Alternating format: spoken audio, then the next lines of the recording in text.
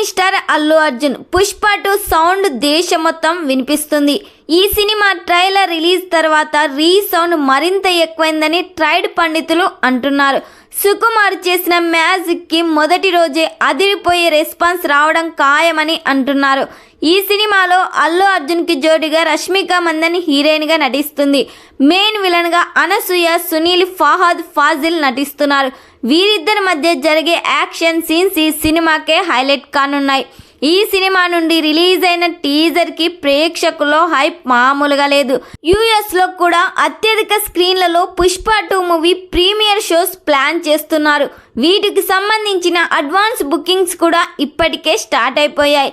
ఈ సినిమా మొదటి రోజే 100 కోట్లు కలెక్ట్ చేస్తుందని అంచనా వేస్తున్నారు.